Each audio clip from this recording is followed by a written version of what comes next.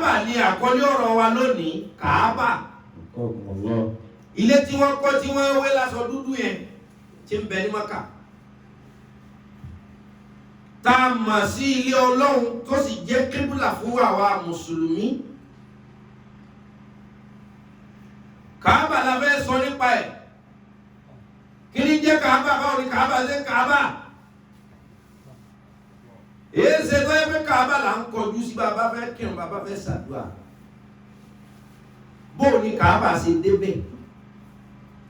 Ìjẹ́rú búlọ́ọ̀kù tí mo fi mọ́lé náà fún ẹ mọ́. Agbára wo ní bẹ́ẹ̀ bí Kaaba tá ń dì máa tí ò wó? Tá ń yípo ń bẹ̀ tá ń gbàdúrà tí ń sì ń gbàlẹ̀ kan náà. Kí ni mú wa yípo Kaaba? Kí ni mú wa dà gìrìgìrì lọ Kaaba? Ẹ̀kọ́ pọ̀ ń bẹ̀ tí mo fẹ́ ká kọ́. Mo sì fẹ́ ká ti ara bẹ́ẹ̀ mọ́ lọ́hùn. Mo fẹ́ ká tara bẹ́ẹ̀ ká mọ̀ wípé Ọlọ́run yìí mọ̀ tóbi o. Ni fíkìrì fi gbé wá pé ká sọ̀rọ̀ lọ bí Kaaba, ilé Ọlọ́run tí ń bẹ Mákà. Tí àwa mùsùlùmí máa ń lọ ọbẹ̀ lọ ṣe umrah, tá a lọ ọbẹ̀ lọ ṣe hajj. Ṣùgbọ́n kọ́rọ̀ mi ó tó jìnnà, inna awwala baytin. Inna awwala baytin wudi'a lin-nasi lalladhi bi Bakkata mubarakan wa hudan lil-alamin. Inna awwala baytin wudi'a lin-nasi lalladhi bi Bakkata mubarakan وهدى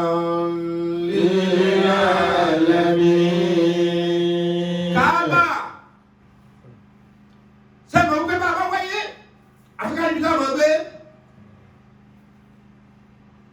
ìgbé wáyé onílé tiẹ̀ alábàáhùn tá a mọ̀ sí ìjàpá wáyé onílé tiẹ̀ kí ló jọjú lára Kaaba ọlọ́wà sáyẹ̀nsì ó ní. Inna awwala baytin.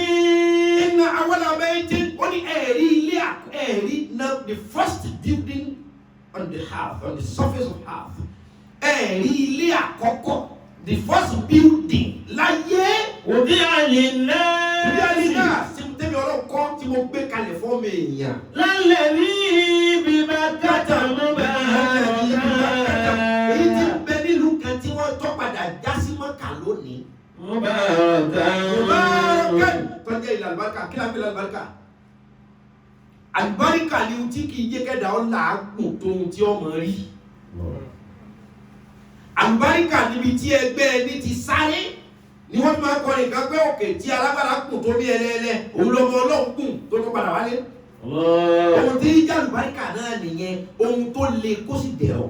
Ọlọ́run ní the first building, ilé àkọ́kọ́ tá a pè ilé kílé ọ̀sọ̀ kalẹ̀ láyé. Wudi'a lin-nasi. Tó ní í ṣe pẹ̀lú ọmọ èèyàn, tẹ́bi Ọlọ́run sọ̀ kalẹ̀ fọ́mọ èèyàn, ilé àkọ́kọ́. Lalladhi bi Bakkata mubarakan. Tí location rẹ̀ bọ́ sí Mákà, al-Mubaraka tó jẹ́ ilé àlùbáríkà. Wa hudan lil-alamin. Wọ́n ní ilé yìí o, ilé yìí Kaaba tó jẹ́ pé ilé kọ́kọ́ dáyé Kaaba. Ọ̀rọ̀ búlọ́ọ̀kù tó ìbí máa ti mẹ́mẹ́ ikọ́. Ọ̀rọ̀ aṣọ ni wọ́n ń dàbò ikọ́. Pé ilé kọ́ dáyé Kaaba. Location bí ọ́sà bọ́ sí ní Mákà. Mákà kàn jẹ́ location. Èmi mo mọ ọrẹ tí mo fẹ́ ta wọ́n. Ó lè wọ́n náà kó pé kí Mákà bọ́ sí Kìsì. Ìlú mi lọ́yọ̀ state. Ó lè bọ́ sí Jẹ̀bú, ó lè bọ́ sí Ẹ̀gbá, ó lè bọ́ sí Abẹ́òkúta, ó lè bọ́ sí Ìbàdàn, ó lè bọ́ sí Àkúrẹ́, ó lè bọ́ sí ìlú Èkó. Bẹ́ẹ̀ ó sàlẹ̀ kí location wọn padà jẹ́ Bi Bakkata mubarakan. àlùbáríkà tá a ṣe bẹ̀ láàyè àlùbáríkà. Wa hudan lil-alamin. Iṣẹ́ kí ni Kaaba ó máa ṣe àkọ́kọ́ ṣé tí Kaaba ṣe pé hudan Kaaba ó máa jẹ́ ọ̀nà mọ̀ lil alamina fún gbogbo ayé. Ọ̀rọ̀ Kaaba yìí sọ̀rọ̀ mùsùlùmí nìkan. Ẹ̀yà mẹ́yà ẹ̀sìn ní ẹlẹ́sìn kan fi sọ pé wọ́n gbàgbọ́ nù Kaaba torí kò sẹ́lẹ̀sìn náà tí ó gbàgbé Abrahamu ń bẹ̀. Kátó wá délé Abrahamu. Alayhi salatu wassalam. Ìgbà tí Ọlọ́run dá bàbá ńlá wa Ádámà. Ó ní inni ja'ilun fil ardi khalifatan. Inni ja'ilun fil ardi خليفة قالوا أتجعل فيها من يفسد فيها ويسفك الدماء ونحن نسبح بحمدك ونقدس لك قال إني أعلم ما لا تعلمون. Ọlọ́run dá bàbá ńlá wa Ádámà. عليه الصلاة والسلام. Pé Ọlọ́run sọ fún àmàlẹ́kà. وإذ قال ربك للملائكة Ó lé mi Ọlọ́run ọba rẹ̀ tí mo lágbára gbogbo nǹkan lọ. إني جاعل في الأرض خليفة. Mo wá sọ fún àmàlẹ́kà pé mo fẹ́ dá àrólé sórí ilẹ̀. Tá a bá la fẹ́ dá àrólé síbẹ̀, á nílé kàtẹ́nìkan fẹ́ ró. Mo fẹ́ bàá fún yín. Ọlọ́run sọ fún wa pé òun fẹ́ dá ọba sórí ilẹ̀. Ó ní mo fẹ́ dá ẹ̀dá kan. جاعل في الأرض خليفة. Mo fẹ́ sọ ẹ̀dá kan kalẹ̀ kó máa lọ sórí ilẹ̀ rẹ̀ kàlífàtàn kó máa lọ jẹ́ àrólé. Kó lọ ró ilé.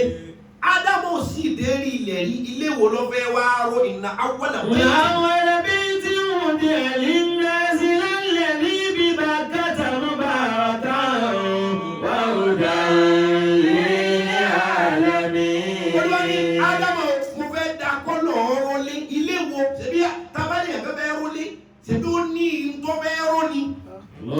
Tábàlì àrẹ̀mọ ṣebí torí pa ní kíngdọ̀mù ni ló fẹ́ jà rẹ̀ mọ́ mbẹ́. Olúwa wá ní Ádámù mo fẹ́ sọ ẹ̀ka lè kọ́ lọ ró lé lórí ilẹ̀. Ọlọ́run sọ pé ilé àkọ́kọ́ tó ń kọ́kọ́ sórí ilẹ̀ Káàbà. Ṣùgbọ́n túmọ̀ sí pé ìwáyé babaláwa Ádámù tán ni ó wá ró lé ilé Ádámù wá ró náà ní Káàbà. Torí pé gbà Ádámù àti ìyàwó rẹ̀ kù láìjẹ́ náà. Ìyàwó bọ́ sọ́nà bìkan lọ́nà ilẹ̀ India ní òhò. Ádámù já sọ́nà ilẹ̀ Lárúbáwá. Ìyàwó rìn káàkiri lórí òkè Jabal Saragidi. Òkè kan ní jẹ́bẹ̀ ìrọ̀lẹ̀ káàkiri. Nínú àwọn koríko tó bá Háwà wá láti àlìjẹ́nà ló jábọ́ sí India. Ló fi jẹ́ pé bẹ́ẹ̀ bá wá tùràrí tó oorun rẹ̀ dá tẹ́ fi pé ẹ̀mí tí ń bẹ ní sánmà India lọ́pọ̀ sí jù. Tẹ́ bá wá tùràrí láwọn tùràrí kan tí ò ní alukọ́ọ̀lù nú tó ẹ pé bẹ́ẹ̀ bá tó ẹ kó náà ni tó ẹ kó lómi ni India ni wọ́n ti ṣe wájú tó ẹ pé bẹ́ẹ̀ ṣe spiritual things pàápàá nínú ewé tó jábọ́ sí India ló sọ wọ́n di magician. Ọwọ́ wípé ń bẹ̀ ni ọkọ̀ jábọ́ sí un. Àbá ló jẹ́ kí wọ́n mọ géèsè ló jẹ́ kí wọ́n mẹ́wàá sí. Ìtọ́wá ń gbọ́n ìyá wa Háwáwù bó ṣe bọ́lẹ̀ tó lóun àtọkọ rẹ̀ gbà wọ́n bẹ́lẹ̀ tọ́lọ̀ ní kí wọ́n bọ́lẹ̀ kí wọ́n máa lọ ìbìtò. وقلنا اهبطوا منها بعضكم لبعض عدو. Olúwa ní Ádámù àti ìyàwó ẹ̀ bọ́lẹ̀ ẹ máa lọ kúrò láti jẹ́ náà ẹ ti ṣe ohun tí mo ní ẹ máa ṣe. Nígbà wa bọ́lẹ̀ níbi wọ́n bọ́ sí ọ̀tọ̀ọ̀tọ̀ ni. Ìtọ́wá gbọ̀n Háwáwù. عليه الصلاة والسلام. Tọ́gbọ̀n ṣàṣàṣà ló bá tọ̀. Ìtọ̀ àkọ́kọ́ tó Háwáwù kọ́ tọ̀ nílẹ̀ India tó jábọ́ sí náà ni ló fi jẹ́ pé bí India ṣe rẹwà tó nínú ọ̀nà tó tó dọ̀tí àwọn náà ni. Nínú ọ̀nà tó tó dọ̀tí tó dọ̀tí tí ó máa rùn India ni torí ìgbà tí kọ́kọ́ pọ̀ mọ́ tí ń jẹ́ tọ̀ àìtọ́ làjẹ́ náà yí àgbẹ̀. Bó ti bọ́lẹ̀ báyìí kí ọ̀hún ó jó pàrọ̀ ó dàlẹ́ yá lọ pé bí ìlọkọ jábọ́ sí wọn mọ̀ fáin pé bí ìlọ ewé tó so mọ́ di bọ́lẹ̀ wọ́n mọ̀ mẹ́wé ńlẹ̀ yìí wọ́n mọ̀ fi ṣe kan wọ́n mọ̀ mẹ́gbò ńlẹ̀ yìí wọ́n mọ̀ fi ṣe kan wọ́n sì ní ẹwà ṣùgbọ́n pé o tún kọ́kọ́ tọ̀ yẹn ọ̀sẹ̀ yọ wọ́n mọ̀ dọ̀tí.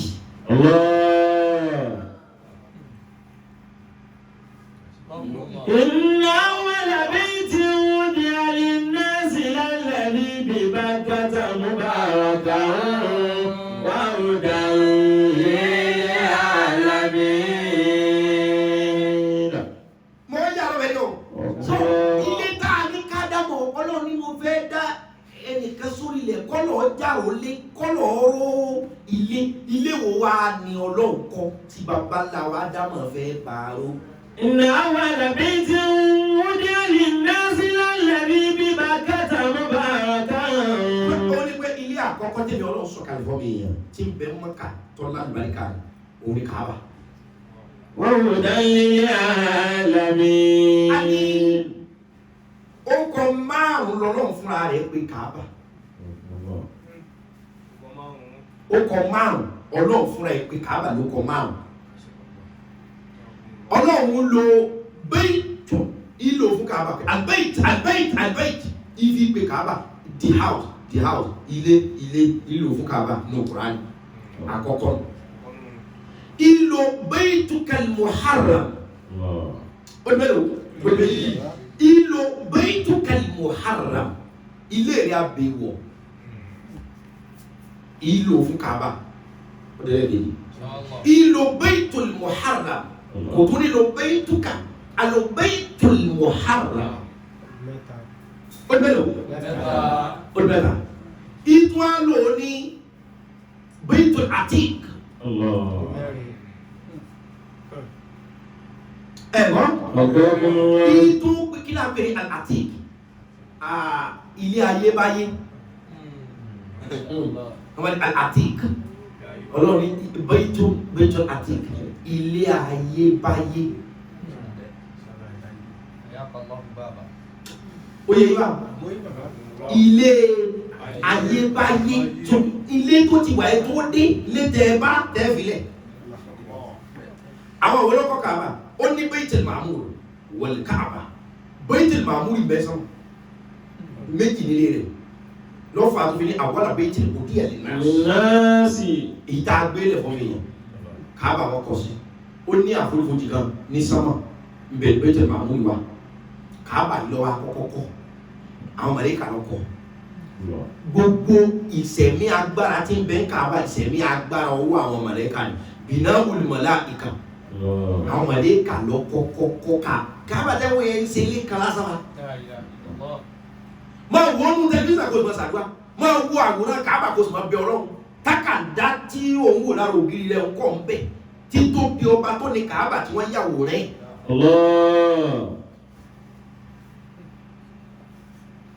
àwọn màláíkà lọ́kọ́ Kaaba yìí nǹkan rẹ̀ lásọ Kaaba la fẹ́ ẹran títóbi Kaaba àwọn màláíkà lọ́kọ́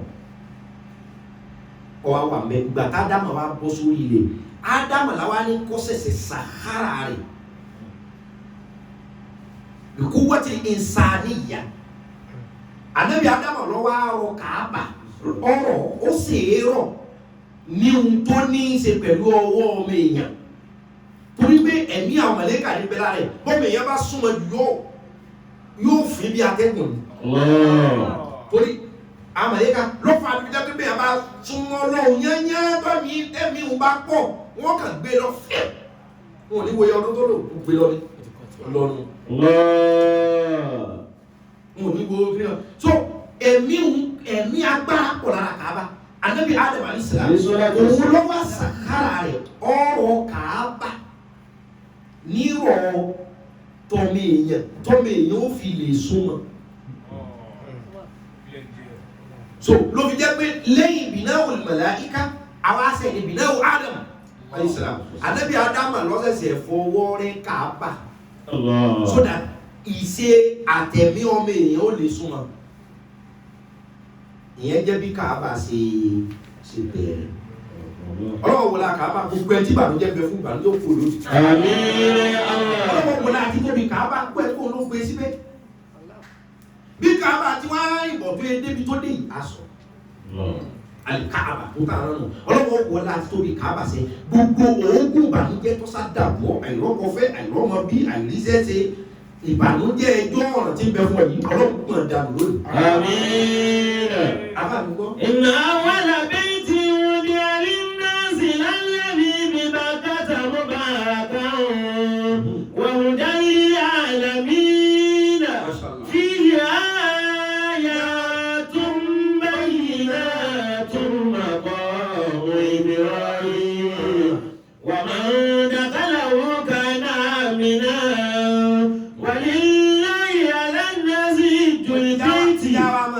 Lọ́kọ̀ọ̀kan kí n sì máa ṣàlàyé ẹlòmíì ọ̀mọ ti tóbi Kaaba ẹlòmíì ọ̀kan bí àwọn mùsùlùmí gan ọmọ fáìdà kìíní a mọ̀ pé ilé dúdú yẹn aṣọ tí wọ́n dá sí Kaaba ní dúdú ni Kaaba kìí ṣe ilé dúdú àwọn sì máa ń forí kalẹ̀ fún lẹ́kan iná la fẹ́ sọ̀rọ̀ rẹ̀. Ànábì Ádámù ilé wa wà bẹ́ẹ̀ láyé Ádámù títí Ádámù lọ àwọn ọmọ ẹ̀bá Nóà fi dé gbogbo ẹ̀sìn lọ́mọ pé Nóà ń bẹ ìgbà tí Nóà wá dé àná àǹtẹ kọ́ọ̀mà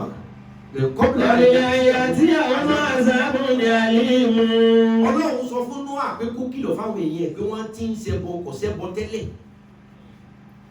pé wọ́n ti ń ṣẹbọ kó kìlọ̀ fún wọn tó bá kìlọ̀ fún wọn tí wọ́n bá gbọ́ òun jìyà ń bínú. Ọlọ́run ò sì ní bínú níbìkan láyé tíṣẹ́ rẹ̀ bá gbajúgbajà ń bẹ̀ yóò yàyà kọ́kọ́ mú iṣẹ́ rẹ̀ ń kò ní. Lọ́fàánú ayé àkàbáyá ní Suratul Anfal kọ́ ní fi sọ wípé nígbà táwọn ẹni àbdílà àlẹ́nà hijaratan minas samai witina bi azabin alim. Ànábì sọ̀rọ̀ fún wọn láwọn nígbà pé tó bá mọ̀ pé ní Ọlọ́run ni ọ sọ pé kó kúta ọmọ ọrọ̀ láti sánmọ̀. Màkàmì wá sí bá ń wá àbí tàbí kọ́lọ̀ wọ́n fi yà jí. Ànábì sọ̀rọ̀ Ọlọ́run fún wọn ni wọ́n láwọn nígbà o. Tó bá fẹ́ ká mọ̀ pọ́lọ̀ lọ́rẹ́ kójú ọmọ rọ̀ ní sánmọ̀ mọ́ kó kúta ọmọ ọrọ̀. Òkúta ni kọ́ máa jábọ́ bí òjò. Tàbí kọ́lọ̀ wọ́n sọ ìyà kalẹ̀ tó ẹ́ kó rí jìnnà ni ọ. Ọlọ́run wá sọ fún Ànábì pé lẹ́yìn àdìbà ń wá tàbí Olúwa ní ọ̀rọ̀ mi lọ́rùn wọ́n ṣe ní kókúta ọmọ ọrọ̀ èmi lè pé kí iná ọmọ ọrọ̀ kí n fìyà jẹ wọn ṣùgbọ́n ní fìyà jẹ wọn tó rọ̀ ń bẹ láàrin wọn. So Ọlọ́run ò ní gbéyàwá níbi tí wọ́n bá sì lẹ́nìkan tí ń tijú. Ọlọ́run ò ní babì kan jẹ́ lópin ìgbà tó kódà ó lè jọ ọmọdé ó lè jẹ́ àgbàlagbà ó lè jọ ọkùnrin ó lè jọ obìnrin tó bá sì lẹ́nìkan tó lọ́wọ́ sí pé wọ́n máa ń jọ láàrin. Ọlọ́run wá ní wọnú à lọ sọ fáwọn èèyàn rẹ̀ o kọ́bí ayé àti àwọn ọ̀nà àbùnyàlí kí wọ́n sọ ìyà kalẹ̀ láti jẹ wọn kí wọ́n lọ sọ́ra wọn ti ń ṣẹbọ wọn ò wá gbà. Ọlọ́run wá ní òun fòmí pa wọn rẹ̀ ìyẹn lomi túfánù láfi ní kí Nóà ọlọ́ọ̀kan ọkọ̀ ojú omi kókó èèyàn àtẹran àti gbogbo dábàá tó bá gbà fún kókó wọn sínú ọkọ̀ kan lè escape àwọn tí ò kó sọ́kọ̀ àwọn parẹ́. Omi yẹn bó ṣe wá fẹ́ bẹ̀rẹ̀ lọ́lọ́run fi wá gbé Káàbà táwọn màlẹ́kà kọ́ tànàbí Ádámù tún ṣe ní ìṣe tọ́mí yẹn àdísílẹ̀ ìsàníyà tànàbí Ádámù tún ṣe lọ́wọ́ omi yẹn Ọlọ́run wá gbé Káàbà ní lódìndín torí omi tó fẹ́ wá omi ìbínú ni omi ìjà ni omi ìpàlúrẹ́ omi ìpalérẹ́pọ̀ náà rẹ ni Ọlọ́run ò fẹ́ kọ́ ta sílé ìhun wọ́n wá gbé ìkíkọ́tà màlẹ́kà kọ́ àti tító ṣe Ádámù tó ń ṣe kí ọmọ ẹ̀dẹ́ ènìyàn ó lè ráyè débẹ̀ Olúwa wá pàṣẹ pé Káàbà kó lẹ̀ Káàbà wá sídìí wọ́n wá kó lérí rẹ̀ ọlọ́sánmọ̀ sí Baitul Ma'mur wọ́n wá sọ pé kò sí bá a sì wọlé tójú àpá rẹ̀ ò ní hàn kò sí bá a ti la gbogbo abá ti da omi sílẹ̀ tí ò ní nípa so ojú foundation nìkan ló kù Káàbà gangan lọ ṣùgbọ́n ojú foundation náà ní gbé ilé kòtò tí wọ́n wà kọ́ jẹ́ foundation àwa fòun lẹ̀ lọ́fà téèyàn bá gbọ́ kéwú dáadáa wọ́n ìsì yẹn lè fáwọn ìbọ̀rọ̀ yìí mo lè kọ̀ wá ìdá. wọ́n ìsì yẹn lè fáwọn ìbí ayé mo lè kọ̀ wá ìdá nínú ẹgbẹ́ tí wọ́n ìsì máa rí. wọ́n ìsì yẹn lè fáwọn ìgbà tí ìbí ayé mo lè kọ̀ wá ìdá وعز يرفع لإبراهيم قواعد من البيت قواعد ìpìlẹ̀ foundation ló fa ọmọ tí wọ́n bá ṣe ń kéwú kí ni wọ́n kọ́kọ́ máa ké kọ́ ìdá àlìkọ́ ìdá àlìkọ̀wá ìdá. Mo dá pé ní kọ́ídà kọ́ídà ó ti di jábọ̀ nínú. Mo dá pé ní kọ́ídà sí ìpìlẹ̀ nǹkan. Ohun tó ti lójú téèyàn wá fẹ́ mọ́lé. Sókè ni mo kí Káàbà ti wà. Agbẹ́kú foundation lọ́sẹ̀kù tí Abrahamu fi dé. Kí ìtàn ọba àmọ́ wá dàrú. Lolúwa fi sọ pọ̀yàn wà ìsìyẹ̀ fáwọn Ibrahim qawaida min al-bayt. Ìgbà tí Ibrahim padà wá gbé ojú foundation dìde. Wa Ismailu. Àtòun àtọmọ ẹ̀ ti jẹ́ Ismaila. Rabbana taqabbal minna innaka anta as-sami'ul 'alim. Wọ́n ní wọ́n náà bá taqabbal minna. Ó ní akọ́lé yìí ká gbé dìde taqabbal minna. Má jẹ́ ọ jẹ́ asán láàsì. Ìyẹn ní ṣe nǹkan tó rọ̀ nígbà. Ìyá fi ń sọ fún gbogbo alágídí, gbogbo ní èta, gbogbo níbínú. Àná ò lè kí òun kọ́rọ̀ ló wọ̀ fẹ́. Aláàlè lọ áìpù tọ́lọ̀ kò wọ̀ gbá. Ẹ̀sọ̀ sọ́jà tá a fi wọ́n lọ. Ẹ̀sọ̀ lọ́yà tá a kẹ̀tọ́ ẹ̀ lọ bá. Kò sí yìí. Èyí táwọn bá bọ̀. Rabbana taqabbal minna innaka anta as-sami'ul 'alim. Ẹgbẹ́ ọ̀hún náà sọ ní sinmi Kaaba ilé Ọlọ́run tí location rẹ̀ kàn bọ́ sí Mọ́kà. Ìbákàtà mubarakan. Ṣé òṣìṣẹ́ lè bọ́ sí Mọ́kà kàn jẹ́ location? Nínú àlùbáríkà àti kádàrá tá a ti kọ pé bíbẹ̀ ó ti rí nu. Ìbákàtà mubarakan wa hudan lil alamin. Kí ló wá dì mọ́ Kaaba?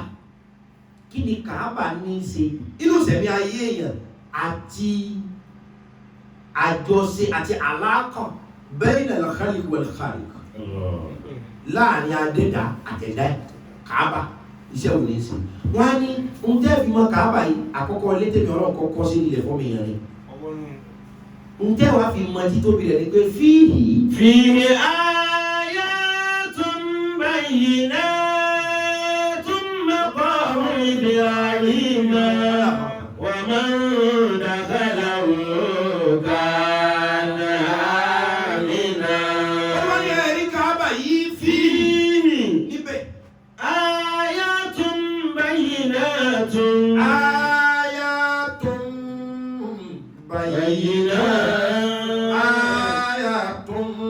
Bayinatun.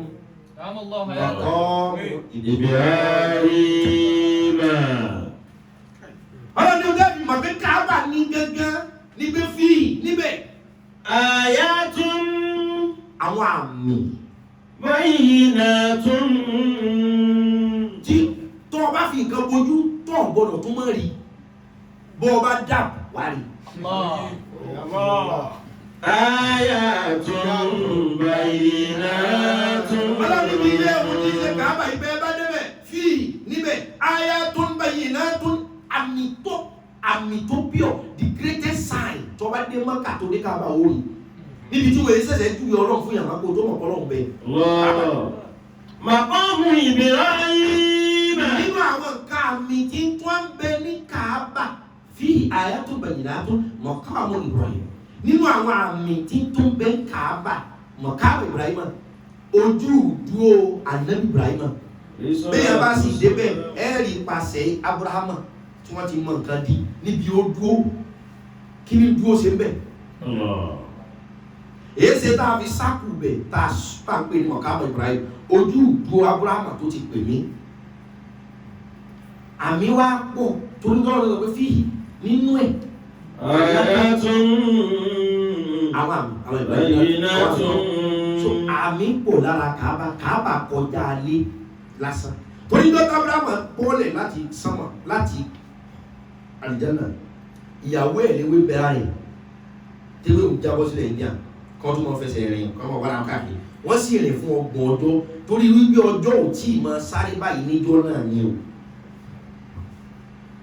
Torí nísìn ọdún tí ń dàbí asádàkà ṣáàrù wọ̀ṣáraka lọ́sibọ̀ ọdún tí ń dàbí oṣù tí ń dàbí ọ̀sẹ̀ wọ̀lọ́sibọ̀ yàrá ìjọba kẹlẹ́wò ọ̀sẹ̀ kan tí ń dàbí ọjọ́ kan wọ̀lẹ́wò kàsá ọjọ́ kan tí ń dàbí wákàtí kan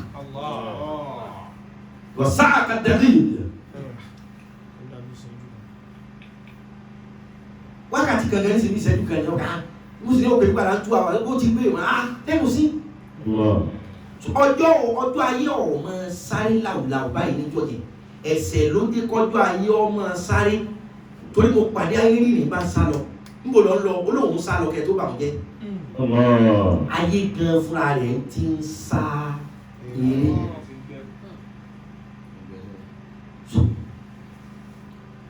Ádámù gbà tó wà jábọ́ òkúta ẹyọ kan níbẹ̀ lọ́wọ́ ẹ̀ torí bá wọn ni wọ́lẹ̀ gbùrùgbùrù wọn tọ́wọ́ ẹ̀ mú báyìí òkúta ni òkúta yẹn l'Ádámù fi sára Káàbà ń lò dé tiẹ̀ ajálùlẹ̀ àbúyádù ni òkúta funfun ni ṣùgbọ́n báwọn èèyàn ṣe ń ṣe lọ́hùn sí tí wọ́n fọwọ́ kan Káàbà ń jọ náà òkúta rẹ̀ ń di dúdú. ìgbà tó lè túfánù dé láì gbé gbogbo ẹ̀ lọ papọ̀ àtòkúta àtìlé. àlàyé náà yé wọ́n nínú àwọn àmì tí ń bẹ ní Káàbà tẹ́fù mọ̀ pé ọ̀rọ̀ Káàbà mo fẹ́ káwa mùsùlùmí ọ̀rọ̀ tó gbàgbọ́ wá sí Káàbà bọ́ bá wọ́n ní tẹlifíṣàn báyìí tó bá mọ bọ́lọ̀ ti tó ìpọ̀sẹ̀sẹ̀ mi ó sì mú ọ wọ́n la Káàbà ẹ̀ sáà nù. wọ́n nínú àwọn àmì tí ń bẹ bẹ́ẹ̀ mọ̀ Káàbà. bàbá mu Ibrahim. ààyè ìdúrà ní Ibrahim ń bẹ́ẹ̀ bẹ́ẹ̀. Kí wá sí yẹn nìkan àmì wá pọ̀ ṣe pé nínú Káàbà nínú haramu bí Káàbà wà àwọn àsọmọgbè àmì láyé Hajarul Aswadu black stone ara Káàbà náà àrùkùnù yamin ara Káàbà náà ni torí gbà tá a tó Káàbà kọ́ ń sọ̀tàn débẹ̀ bọ́lọ̀ bá ní bọ́lọ̀ débẹ̀ má sọ̀rọ̀ torí Káàbà yìí èyí tí Abraham kọ́ ní má débẹ̀ sọ ṣé kí n má lè sọ. Káàbà ń bẹ láti Hajarul Aswad inú àmì tí bẹ́ẹ̀ black stone yẹn là á máa kàn fẹnu síbà téèyàn bá débi black stone yẹn bọ́ọ̀ bá lè kí sí ẹ̀ ń bẹ láti máa bẹ̀rẹ̀ tawaf tápẹ́ bisimilayi alahu anahu síbáyì tẹ́ ẹ bá nawọ́ sí black stone ọ̀nà rẹ ni ẹ̀wọ̀n bí mọ́sálásí Káàbà ṣe tó yẹn tó o bá wà lókèrè tó o kàn nawọ́ síbi tí black stone wà báyìí tó o bá ní bisimilayi alahu akbar tó o bá fi kan ẹnu báyìí ó sì rí tracy sí pé tùràrí tí ń bẹ lára black stone yẹn ó wà lẹ́nu rẹ̀. tọ́ka bisimilahi Allahu akbar bisimilahi Allahu akbar òkúta tọ́nà rẹ̀ kì í lára Káàbà ọkàn náà wọ́n sọ báyìí. mbẹ̀lá ti bẹ̀rẹ̀ tàwáfù bẹ̀lá parí ẹ̀sìn nínú àmì tí ń bẹ di Káàbà Hajarul Aswad ọ̀kan àrùkùnù Yemen ọ̀kan Rawda ọ̀kan nínú títún bí lára Káàbà tó jẹ́ àmì ńláńlá ọ̀káàbà Ibrahim ọ̀kan ni nínú títún bí lára Káàbà tó jẹ́ àmì ńláńlá máa Zamzam omi Zamzam ní lẹ́gbẹ̀ẹ́ Káàbà báyìí mítà ni view mítà ni Káàbà ní ibi wọ́n ti ń gbọ́n omi Zamzam ní omi tí ó kòtò rẹ̀ òdì tí gbogbo wọ́n máa fa bí 3 million litre daily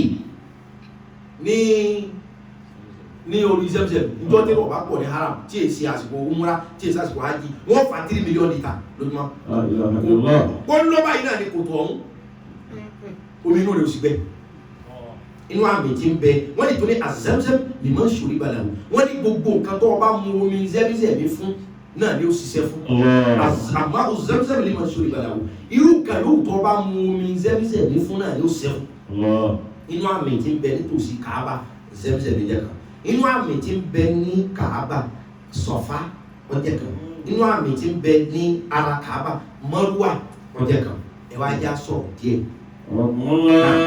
وعملت سارة وأنجبت إسحاق وفرح به إبراهيم Ọlọ́run tóbi o Káàbà tí Ọlọ́run ló gbé wa àwọn alábẹ́tì wòlíì ẹ̀lìnàṣ bíbá kẹta ní wàrà Mọ́kà ní Káàbà wa Káàbà tóbi àṣẹ Ọlọ́run ní torí kìí ṣe létí yẹn kọ́ àwọn màlẹ́kà lọ́kọ́ òkúlùwọ́ tó gbé kó òkú fi foundation lẹ̀ bá Nàbí Ibrahim ṣe wá kọ́ ẹja sọ lílẹ̀ ká tó débi àwọn bìnáwù mi àwọn míì tó tọkọ́ náà. وعملت سارة وأنجبت إسحاق وفرح به إبراهيم وقال.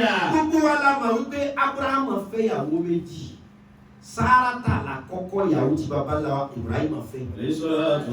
Hájárà lẹ́lẹ́kejì ọmọ ọba tí Sárátà mo ti sọ̀tàn fún wa rí ọlọ́wọ́ ọmọdé wa ọmọ ọba ni torí ń tọ́sílẹ̀ láàrin Sárátà àtọ̀bá ńgbà tó bá fẹ́ báyàwó àti Ibrahim sùn tí ẹ̀mí dìde tó sì wá bí pé ọmọkùnrin yẹn ta ni tó ní bọ̀dá àwọn ni bọ̀dá rẹ lọ́kọ́ ẹ lórúkọ Ọlọ́run tó pè tí mọ́lẹ̀ ṣẹlẹ̀ yìí tá a bá wá fún ìyàwó kọ́ ọ̀dà máa mọ́ ọmọ mi lọ bá fún lọ́mọ mi kọ́ fẹ́ ṣe ẹ̀sìn mọ́ pé Sárátà ìyàwó àná Ibrahim ni ṣùgbọ́n kọ́ bá ọmọ bá a ṣe jàǹbá torí wọ́n lọ́ba máa gbà ìyàwó wọn sọ pé gba àbúrò aláàbúrò àná Ibrahim fi sọ pé wọ́n sọ pé ìyàwó mi ni ọ́ sọ pé àbúrò mi bọ̀dá rẹ ni alágbára wọn ni dáàbò bá fún lọ́mọ mi ohun tí wọ àbúrò rẹ fi lè tó yìí ìyàwó tí ọba máa gérí rẹ wọ́n ya nǹkan bá fún lọ́mọ mi ní Sárátà fi lọ́dọ̀ Ibrahim padà lórí wọ́n fún wa lẹ́rú ọmọ bá wa ṣiṣẹ́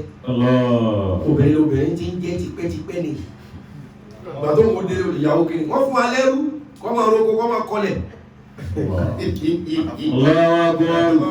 kó bá mi rọ̀ so ìgbà tí wọ́n wá rọmọ bí èyí tó ṣe wọn rìn àdá àní fún ọlọ́mọ bọ̀rọ̀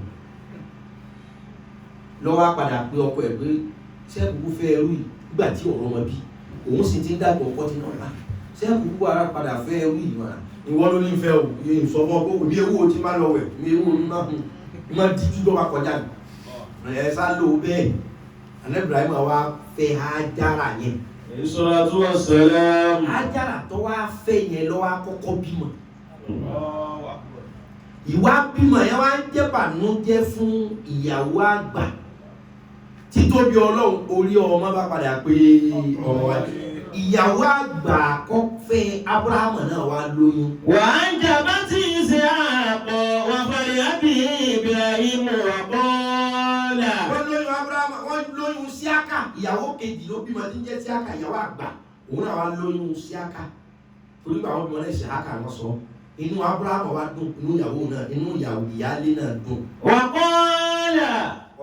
Alhamdulillahi alladhi wahaba li ala al-kibari Ismaila wa Ishaqa. Ábúráhámù wá ní Ọlọ́run ṣe wà á jẹ́ kó òun dàgbà. Wahaba ní ala al-kibari Ismaila. Òun dàgbà ó sì fóun lọ́mọ méjì lára ìyàwó méjì Ismaila àti Síákà. Inna rabbi lasami'u du'a. Ìsìhákà yẹn òun ló padà lọ ìran gbogbo ọmọ Ísírẹ́lì pátá lára Síákà wọn jáde lára nẹ́bí Síákà tí Abrahamu bí gbogbo Ísírẹ́lì gbogbo òun ìbò ni wọ́n ti jáde gbogbo ọ̀nà lọ́wọ́ ló jáde lára Ismaila ló fi jẹ́ pé nínú gbogbo ẹgbẹgbẹ̀rún ànábì tá a mọ̀ díẹ̀ nínú wọn lọ́jà láwọ̀ dúdú funfun pè làwọn ànábì. Aláwọ̀ dúdú ń bẹ nínú wọn inú àwọn tá a sì fẹ́ gbà kó dúdú láyé wọ̀ kìí ṣe pé ìran wa ṣùgbọ́n àwọ̀ rẹ̀ dúdú ni Ànábì Lukman. Salatu wassalam. Ojú ọ̀rọ̀ bákan máa sọ Black Lives Matter.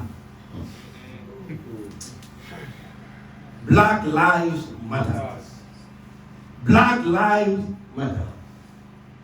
Everyone lives matter.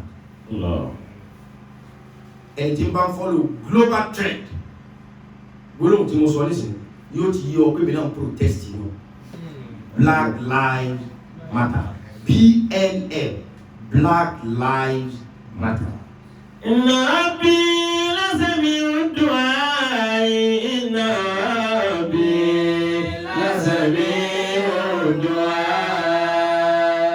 Alábìrì àwọn ọmọ dúpẹ́ pé òun bímọ bóun ti ẹ̀dá gbogbo òun tó bí. ولما تتأمل سارة وجود هاجر فطلبت من إبراهيم أن يرفع بين جانها. Wọ́n ní bí Sárátà ìyàwó àgbà ṣe lóyún torí gbà tí ìyàwó kékeré bímọ tí òun ìbímọ ìwọ́n ń lò bí ẹrú ó so èso mọ́ létí èso tó fi sí létí ọ̀rọ̀ lọ́jà gbogbo èèyàn máa ń pẹ́ àá kí ni ìmọ̀ fáyìn àwọn èèyàn náà bá ń fi nǹkan sétí ó ní pé gbogbo òlú ti gba ti ọba tó kankan máa níwọ̀n torí kó kó nìlá ẹ̀ ilé ayé ti rí ní òsàdé pé méjì obìnrin òde nù nígbà tó kankan máa mú ó tún fi rin sí ó tún lọ ọjà wọn kí ìmọ̀ tó dà gbogbo èèyàn náà máa gbọ́n ọba padà fílẹ̀ pé wọ́n ó tó padà níyẹn àwọn àgbàṣe ìgbà tí Sárátà wá lóyún ọwá ní òun ọ̀fẹ́ bí ọmọ kárábìnrin yọ wà mẹ́ ìgbọ́nà ti dá ogun ẹgbàgbéyàwó ànábì ẹgbàgbéyàwó sí ẹgbàgbéyàwó gọ́fúnà ẹgbàgbéyàwó pírẹ́sẹ̀tì táwọn obìnrin wa bá yàwó mọ́ alọ́wọ́ lẹ́ẹ̀kan náà báyìí èèyàn ọ̀pọ̀ lọ́wọ́ òkè méjì sára tàwa gbọ́rọ̀ wọ́n. wọ́n ń bàtà amani sáàtù ojú dáadáa bàbá làbá ti mi ní ibi ayé máa ń yà kú sáàbà ìdáni àdíyà. wọ́n ní ọkọ mi inú tí mo fẹ́ kó ṣe ni pé ọmọbìnrin tí ń bá wa gbé tí ọmọbìnrin náà mo ní ọbẹ̀ ó sì ní wọn èmi náà sáà ti lóyún tèmi wábì kan lọ ju ọmọ yìí sí àtọmọ ẹ̀. Wàhálà ta'ala ila Ibrahim. Ọlọ́run bá mú wá yìí dé fún Ibrahim, revelation dé fún Ibrahim. Anistamiri nasarota. Ohun tí ìyàwó rẹ̀ wí lọ sí. Wa khuruju biha Hajar wa Ismaila. Ṣebí ẹgbẹ́ ìbànújẹ́ ní ọmọ jẹ́ fún lójú Sárátà ìyàwó àgbà pé àbẹ́ ṣebí torí pé àlóyún la fi ní ọ̀fẹ́ àti lóyún àhán. Ṣùgbọ́n ní tọ́lọ̀ fẹ́ ṣe. Gbogbo wọn tọ́lọ̀ ń bá lélé ọ̀fẹ́ kọ́lé mi tó dájú tó ti lé ọjà lè fún ọ ni. Tó tún wọ́n bá lé òní sáré oníkádàrá tó fẹ́ lò la fi ń tì ọ́ gbọ̀ngbọ̀n.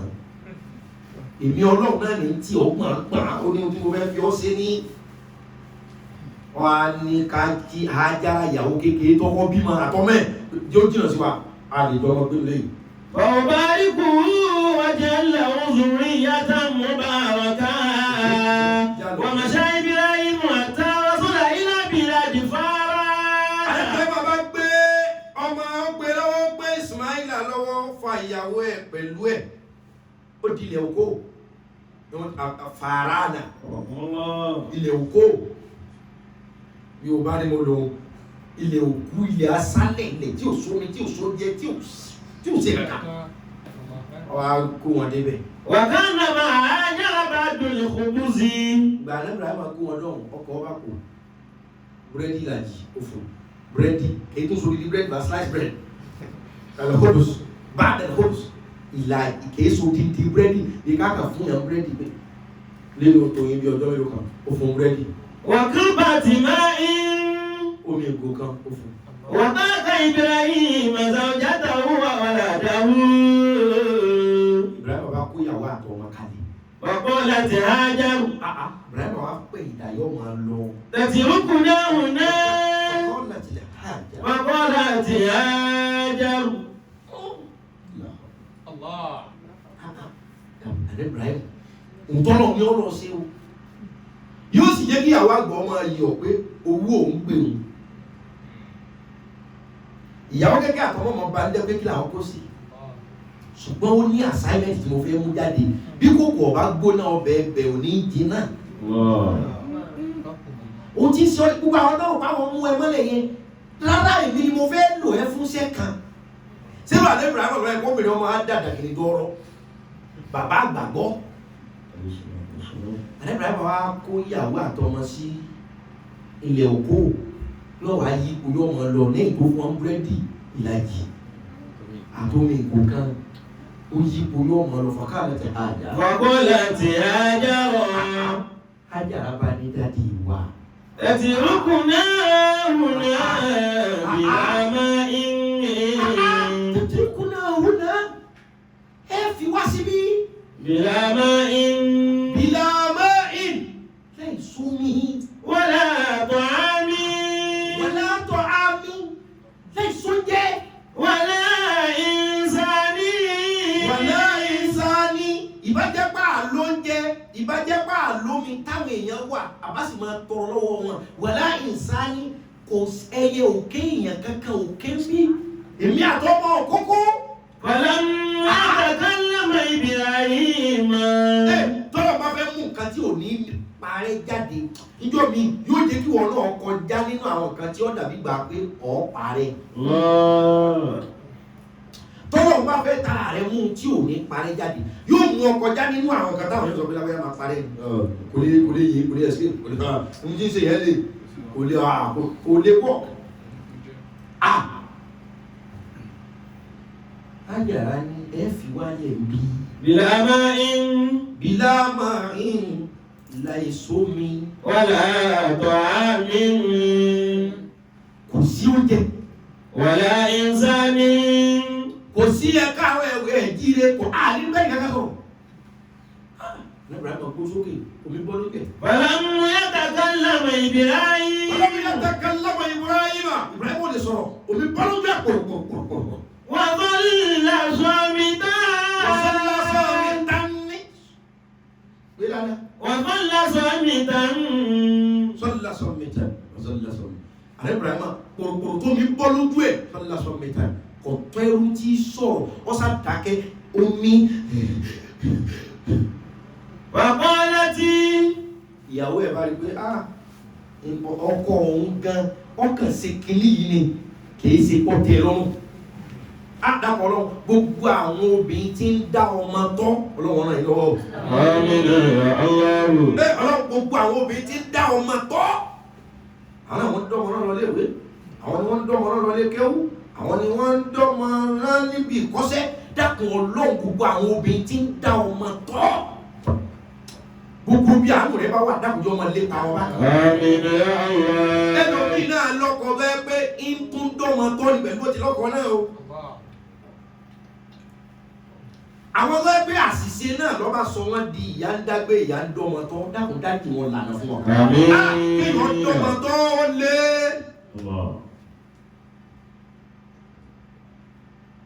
Ájára ti rí pé Ibrahim kan ṣe kìíní yìí. Tóun náà sunkún tí mo bí pé o ṣèyí tán tí ń sunkún. فقالت هل أمرك الله بهذا Ájára mọ́ ìyàwó ẹ̀ mọ́ trọ́sì àwọn ọkọ yín.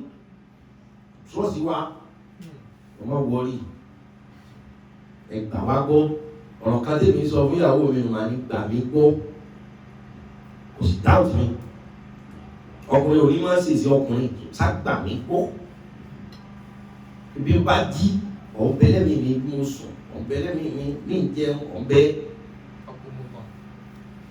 Torí bẹ́ẹ̀ náà fìfẹ́ hàn àwọn ìyàwó yìí òde wọ́n gbà yín gbọ́ wọn ọkùnrin lọ́lẹ́tọ̀ọ́ kó ṣe òrè díẹ̀díẹ̀ kó sánrí díẹ̀díẹ̀. Ṣùgbọ́n tẹ̀ ń bá fi pé bí wọ́n ti tó lọ́kàn yìí náà hàn wọ́n. Ẹ̀gbọ́n. ọ̀gbọ́n lọ. Wọ́n mọ̀ pé nǹkan ṣe gírígbò tọkùnrin ni àwa náà.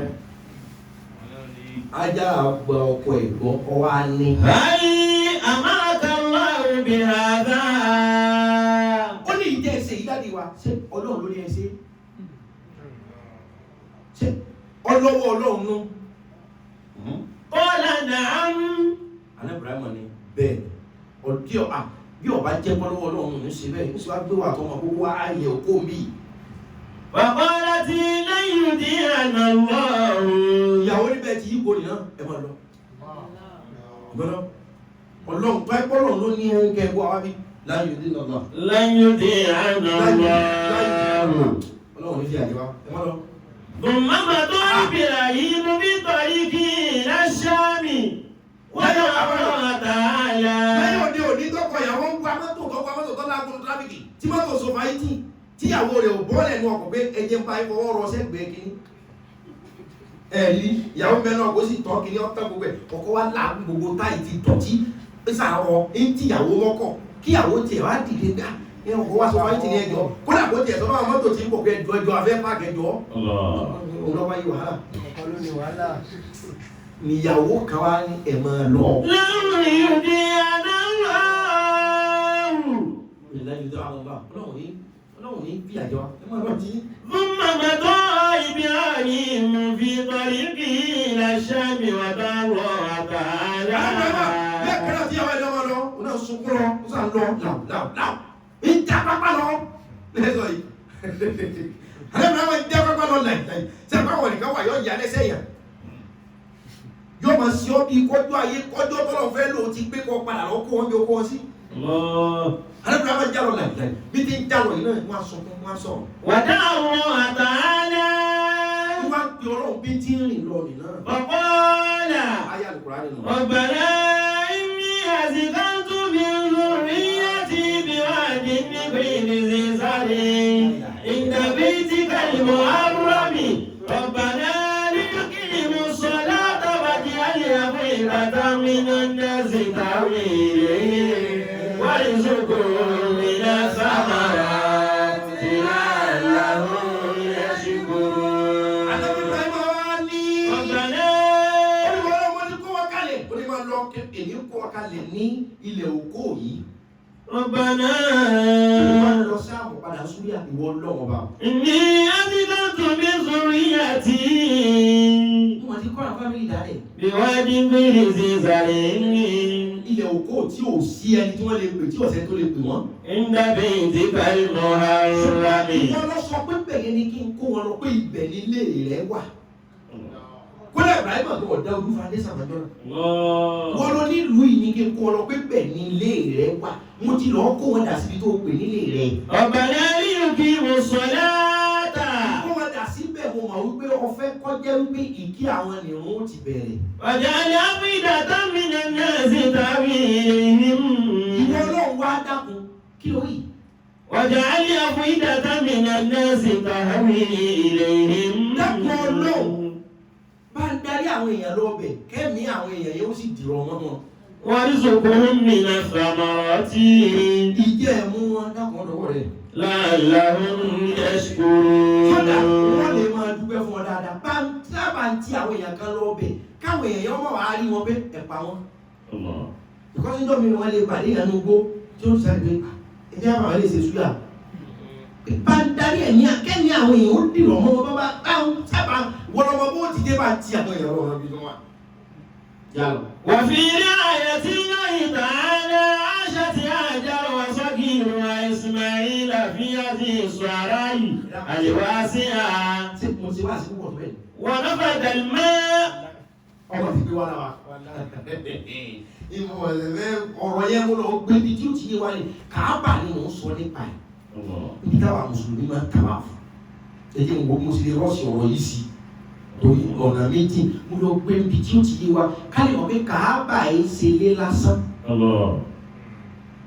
Ká lè mọ̀ wípé Ọlọ́run dìídì gbé ọwọ́ rẹ̀ lé àwọn ibì kan tó jẹ́ pé bẹ́ẹ̀ bá ti ń débẹ̀ ẹ̀ mọ̀ ọwọ́ Ọlọ́run ẹ lè mọ̀ ìgbé ọwọ́ Ọlọ́run ní ewé ti yẹ Dubai ewé ti hands báyìí bẹ́ẹ̀ ẹ mọ̀ pé Ọlọ́run dára. Wa nafada al-ma'u. ونبذ الزاد وعطشت هاجر وعطش إسماعيل ولا ماء. Omi ìgò omi ike kan tí Abraham gbé omi tán. ولا ماء. Kò sí omi mọ́. فذهبت بعيدا عن إسماعيل حتى ترى صغيرها تتلعب. Wọ́n ní ògbẹ́dì. Ọmọdé ọmọ àkókò òun ṣe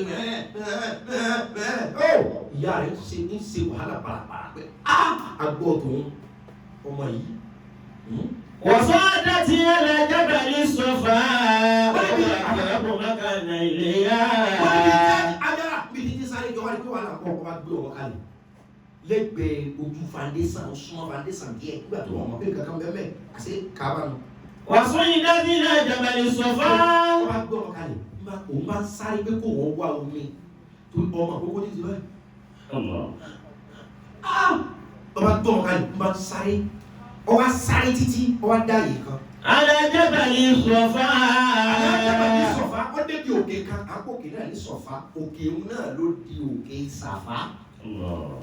Ibi òkè Sàfà ọba sáré lọ ọgbọ́n ọmọ kalẹ̀ ó sáré lọ ẹgbẹ́ Kàábà àti Sàfà ò jìnnà síra wọn ọgbọ́n ọmọ kalẹ̀ lẹ́gbẹ̀ẹ́ Kàábà ń bẹ̀ àìsí ìlànà Kàábà ọ̀sán omi ní wá ọba débi Jabalu Sọ̀fà bí òkè Sàfà. وهو أقرب مكان إليها.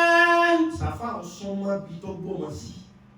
لعلها تجد الماء. Ní wọ́n sáré lọ sáré bọ̀ làálà àtẹ̀jẹ̀ máa bóyá wọ́n omi náà ní wá sàǹkó omi. ثم ساعة بعد ذلك سعى الإنسان المتعبي حتى وصلت إلى جبل المروة. Wọ́n ní bá ń sáré bàràbàrà ń sáré lọ wọ́n láti ibi Sàfà wọn bá sáré títí ọba tó sáré níbi òkè kan tá à ń tó ń pè ní Mọ́rúwà. Ọba tó sáré láti òpin òkè Sàfà ó sáré débi òkè Mọ́rúwà.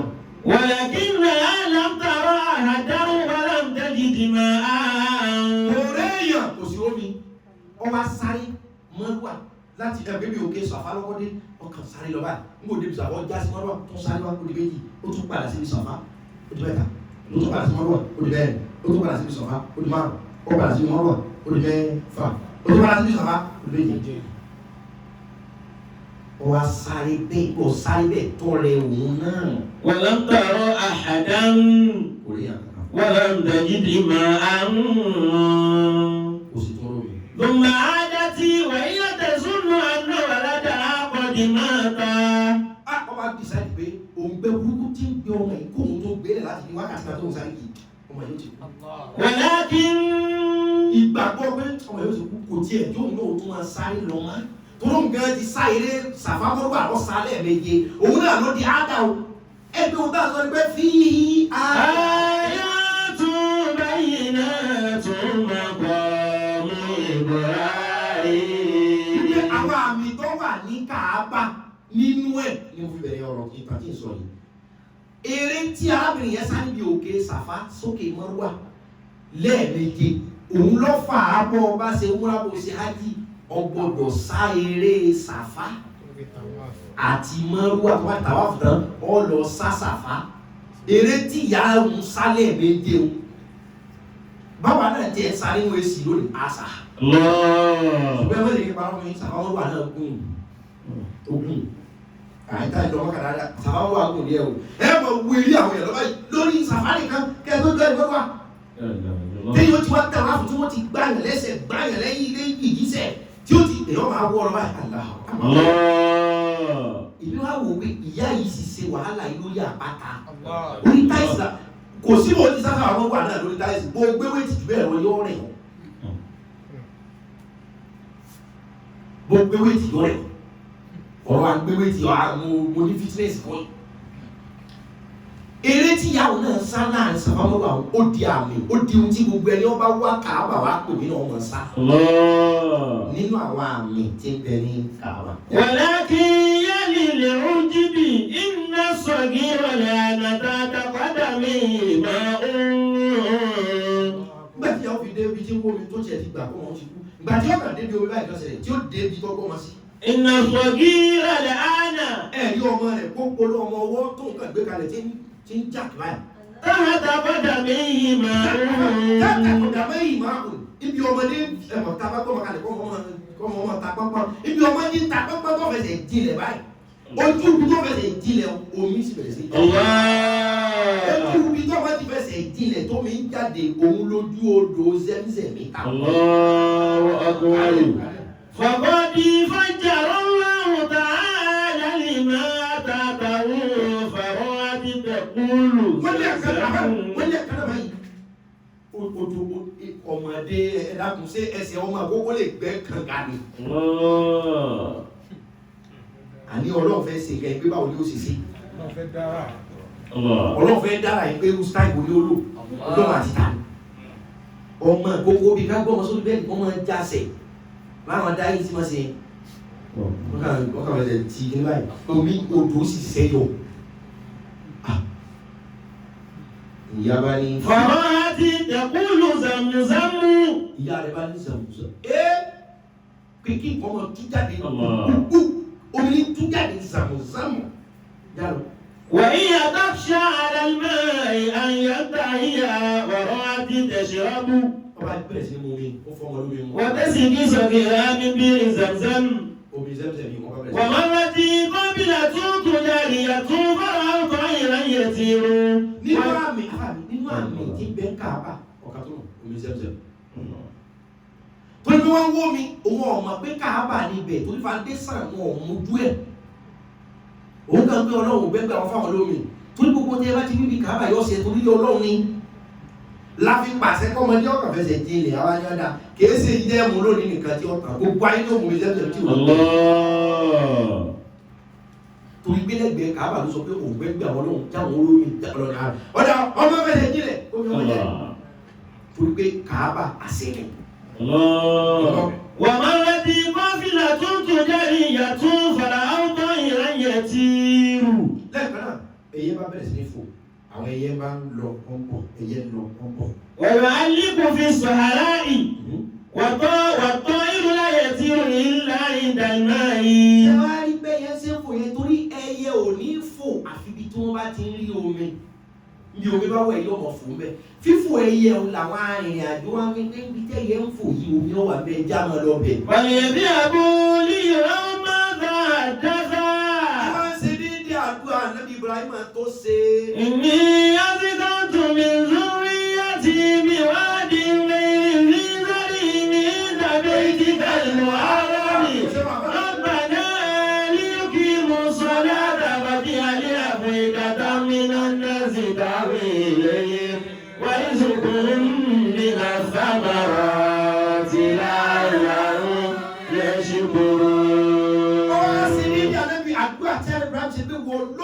Ní ẹ̀sìnkọ́ tún mi sórí àti ìbìlà ní wọ́n ti kọ́ ọ̀gálẹ̀ ọ̀dọ̀wọ̀lẹ̀ àwọn arìnrìnàjò ẹyẹ tí wọ́n mú mi oníwà bẹ́ẹ̀ gbogbo yẹn ṣe rọrùn mẹ́nu títí mẹ́nu wá wà fáá jágbé ilé ọ̀dọ́. ọ̀rọ̀ òwìmọ́ wà á dá Ismailu fàstàṣàlúwà ayòkí mú fi àfẹ̀mọ̀ká ní bàbá láti nàámú wàlákí lákọ̀ọ́lá kún sí mẹ́yìn وسكنت قبيلة ترهم ما هاجر إسماعيل بعد أن جاءوا بأهل الدنيا وشاب إسماعيل وسقطه وتعلم اللغة العربية ويجيبهم بصدق وعده وصلاته ونبوته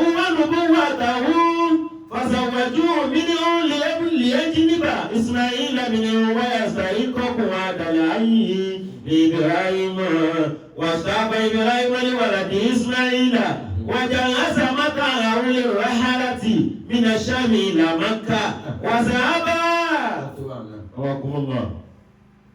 ọ̀rọ̀ ń pọ̀ ká gbé fò rọ́jọ́ lọ. Ismaila wa dàgbà ọ̀dọ̀dọ̀ olùwàbẹ̀ mọ́ kò tiẹ̀ dábàá ẹ̀mọ́ látọmọ ọwọ́. Ọlọ́wà ní Ibrahim iṣẹ́ mi àwọn tó kó kalẹ̀ ń dòní ọ̀yà lọ́ba wọn. Àwọn tó fílẹ̀ láwọn méjì ọba dédé ọ̀rẹ́ mọ̀ ọ̀yà. ثم انطلق إلى داره. Àdébùrẹ́ bàbá dọ̀hùn, ó ṣe dọ̀hùn kọ́ ìtàlákà ìlà dáre. Pẹ̀lú Ismaila ti rí ìyá rẹ̀ ti bàbá rẹ̀ lọ. فلما رأوا عرفه àrọ́fà.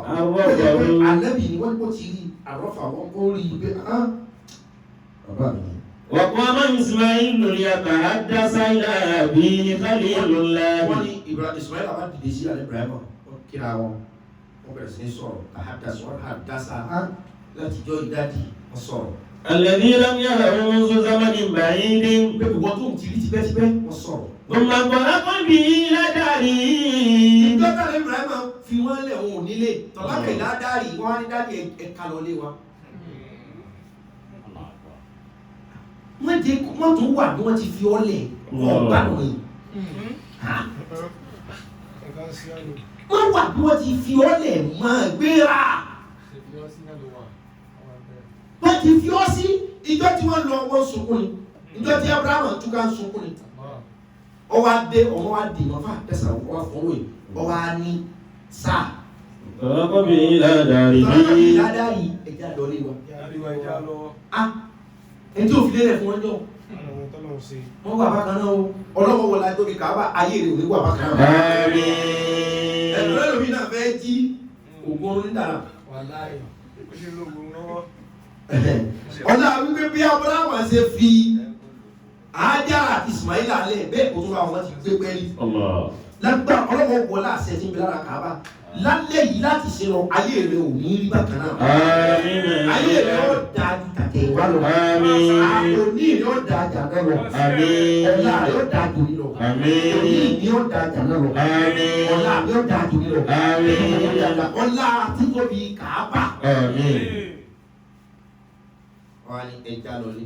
ونام إبراهيم ليرى في نومه أنه يذبح ولده. Ọlọ́mọdé á sí wọn sùn. Àmín. Alẹ́ ẹjọ́ tí àlẹ́ Ibrahim dé ohun àkọ́kọ́ tí àlẹ́ Ibrahim kọ́kọ́ sùn nínú ilé tí ọmọ rẹ̀ mú wọ̀. ليرى في نومه أنه يذبح ولده.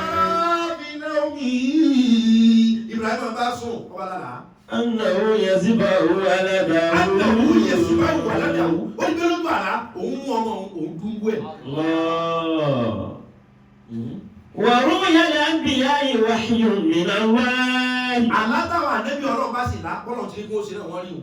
ونادى إبراهيم ولده إسماعيل. Alẹ́bùdá máa wá jí pẹ̀lú ẹrù bíbá wá pé ọmọ Ismaila. فقال له يا بني Wọ́n ní wọ́n máa mí yìí. إني أرى في المنام أني أذبحك. Ohun tó ń sùn lẹ́nu alẹ́ àná yìí, òun rí tó yẹ káwọn máa dì mọ́ra wọn, òun rí gbọ́ bẹ́ẹ̀ lòun yọ tóun fẹ́ du oúnjẹ rẹ̀. فانظر ما ترى. Òun rí nu o. Bá dẹ́gbẹ́ Ọlọ́run bá sì lálàá, direct sentence ni. It's indirect. Tẹ́ ẹ̀ wálé láti jọ yìí. Ẹ wá jàjà wálé oorun alẹ́ ọjọ́ kan gúnbẹ̀gúnbẹ̀ lẹ́tọ́ àbẹ̀lẹ̀múdé ilé ìgbà yọ̀ lọ. فانظر ما ترى. Gúnbẹ̀gúnbẹ̀ tó bá súnmọ́ tààrọ́, ń tẹ́ ẹ̀rí náà ẹ lọ sí. قال يا أبت Ọmọ bá ní bàbá mi yẹn. افعل ما تؤمر ستجدني إن شاء الله من الصابرين. Ó ní bàbá alátẹ̀láwà lálásán kọ́ ohun tọ́lọ̀ ń fẹ́ ní ẹ ṣe ni. Èmi ọlọ́jà ẹ̀ tí ìmọ̀jú lẹ̀ yìí, èmi ọlọ́rọ̀ bẹ fún yín. Fàámà tòmọ́rù. Ohun tí wọ́n ní ẹ ṣe pé kẹ́ ẹ dúdú nìyẹn, ẹ dúdú òun. ستجدني إن شاء الله من الصابرين. Ẹni gbọ́dọ̀ bá fẹ́ òun ní sùúrù, kúrò wọn ní jà kùtùkùtù. Ẹ dùn jẹ́jẹ́ ni. Ọmọ ń sọ bẹ́ẹ̀ fún un. Àbájọ wà láti ọjọ́.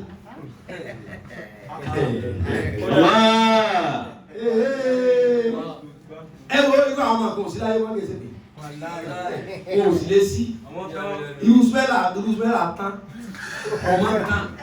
Kékeré. Kọ́lá ọmọ tó sẹ́yìn gan ní ẹ̀bá ní màá mú ẹ lọ police station, màá kọ́ lọ fi ọ́ síbẹ̀ lọ́sẹ̀ kan náà. Yóò japa. Ẹ ní ìfún. Ápọ̀ sí ọmọ tí ó sẹ̀. Ṣé wàá kọ́ òun lálàá ẹ dápẹ́ lọ bóyá fi ṣòkòtò rọ ní lọ́fà áwọ̀. Torí tẹ̀ yìí ò bá bẹ́ẹ̀ bá fi ṣòkòtò rọ ní ọ̀dọ̀ Kálákálá. nọ́màlì. Ṣòkòtò táwọn ọkùnrin wọ̀ yìí.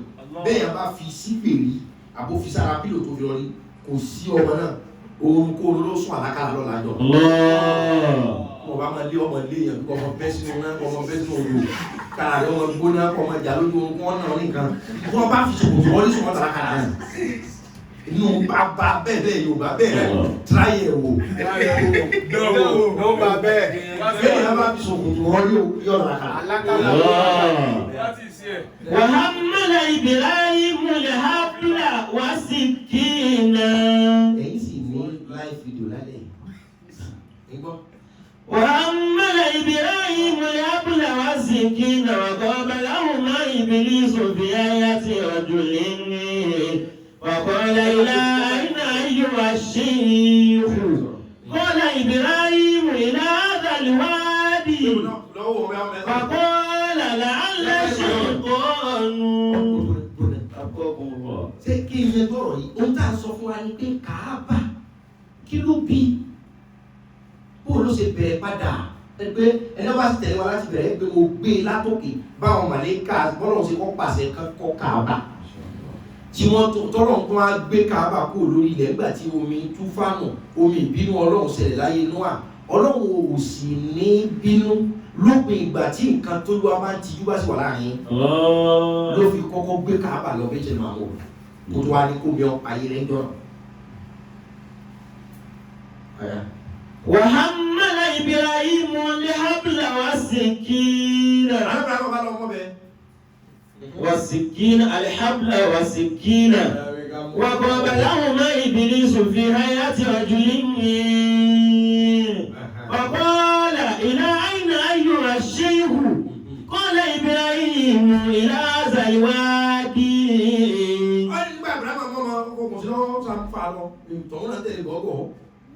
وقابلهما إبليس في حياة رجل.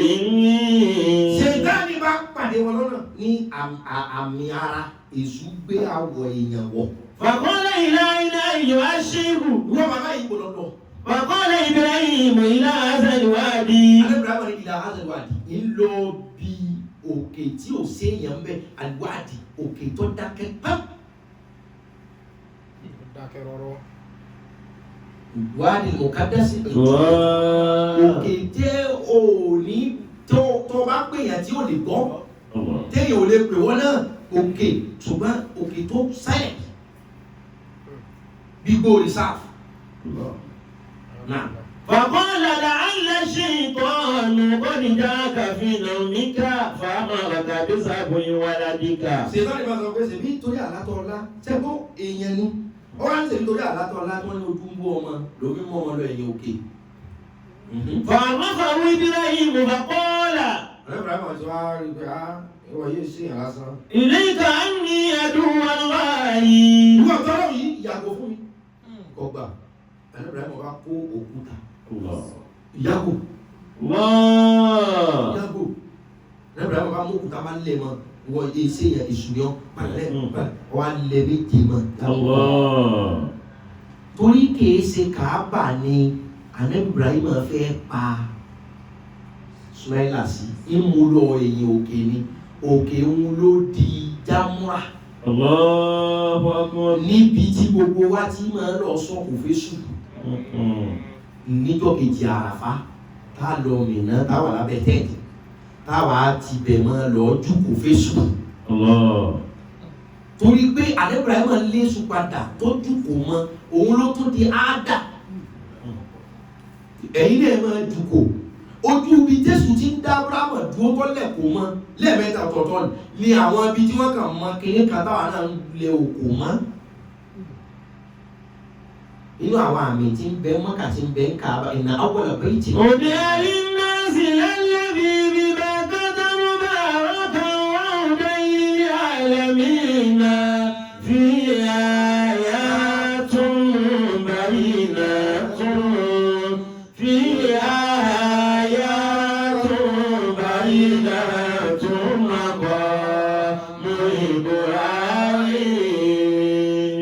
ẹ lákùn ẹ jùkò fésù fọlérí tó tún bí à ń jùkò fésù yá lọ. bàbá bá ṣe ìtọ́nù Ismaila wà kọ́ọ̀lá. ṣé pé ogun ti bí nǹkan kọ̀ọ̀kan ẹ̀ mò ń yanjú rẹ̀ fún wa tó kọ́ ìgbà. bàbá bá ṣe ìtọ́nù Ismaila bàbá burúkú èṣù ọba tó lọ bá Ismaila wọn. wà kọ́ọ̀lá. ó ní ọmọ yìí. sayẹ̀sìbà wúkà àbúkà ya Ismailu. bàbá rẹ̀ tí mo rẹ̀ máa lọ dúdú ẹni o. wà kọ́ọ̀lá Ismailu. alẹ́ Ismaila bá sọ̀rọ̀. fàlìyẹ́fọ́ ẹ̀mọ́ àbáwò láàrùn. wọ́n bá wù gbóbi mi ṣe ntọ́nà ní ó ṣe nù. sámù ayélujáyé wà kọ́ àtàwọn. ṣùgbọ́n bá kó kò fún ẹ gbọ́dọ̀ àmọ́ pé èṣù ọmọ èṣù bàbá èṣù ìyá sọ́wọ́ ọlọ́wọ́ wa. alẹ́ Ibrahim ò jẹ́ ọkọ̀ ọ̀fíìsì wọn lẹ̀ lóko òun ló tún di lẹ̀kùnlẹ̀kùn táwa náà lẹ̀kùn tó wọ́n pe sọ̀rọ̀ lọ́mọ́ká aláàjì lọ sọ̀kò pé aláàjì lọ ẹtikẹ́ẹ̀tì sọ̀kò pé aláàjì òkò tá à ń sọ yẹn náà ní nítòbí náà. ووصل إسماعيل مع أبيه إبراهيم وأحسن إبراهيم بعتبة أبوه أبوت فهو أبوه قبل أن يكون نبيا. wọ́n ní alẹ́ Ibrahim bá ń lọ pẹ̀lú bàbá pé bàbá ó lọ ju ọmọ ọlọ́run yìí sá. alẹ́ Ibrahim lọ pẹ̀lú ọgbà kodoro yẹn kó lọ́rọ̀ kádàrá. فهو أبوه قبل أن يكون نبيا. إنه سيذبح ولده الذي حرم منه طيلة 9 سنوات. فقال إسماعيل لأبيه يا أبتي إني أردت ذبحي فاسجد لرباطي واجعلني على وجهي حتى لا تنظر إلي فلا تطع أمر الله واخلع قميصي هذا حتى تكفيني فيه. فقال إبراهيم نعم العون أنت يا ولدي على أمر الله. وشاز إبراهيم في سكينه التي سيقطع بها أبت قلبي ونام إسماعيل وقد سلم أمره الله. فإذا بالنديان في الأرض يا إبراهيم قد صدقت الرؤيا إنا كذلك نجزي المحسنين إن هذا لهو البلاء المبين. والتفت إبراهيم فوجد كبشا يبيض عنه قد بعثه الله فداء إسماعيل ففرح إبراهيم فرحا شديدا وسالت دموعه منهمرة على نيته البيضاء وعانق إسماعيل وهو يقول اليوم وهبت لي ولدي ضاع مكان إقامة البيت الحرام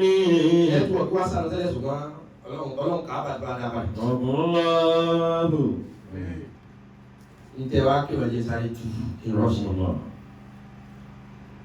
wọ́n lẹ́kùn wọ́n ṣètánì para lẹ́yìn wọn àrẹ́bùrà ẹ̀wọ̀n ọmọ wa sọ pé bàbá ọ̀dà bánu rẹ̀ ń ṣe òun dèun lọ́wọ́ àtẹsẹ̀ kó dojú òun dé tó dàgbé wọn nílé mọ́ ìjà kùtùkùtù tọ́lá wò pé ọ̀fẹ́ máa wojú òun pé àánú fẹ́ máa ṣọ́ mú aṣọ kó fi dì mú lójú ó gbé ọ̀bẹ lé ọlọ́run àrẹ́bùrà ẹ̀wọ̀n sí ọmọ rẹ̀ tí ní ó ṣe ó ti mọ́ ó ti dán wọn dùbúlẹ̀ ó ti mọ́ bẹ́ẹ̀ kó tu abá ní odò Ibrahima wọ́n du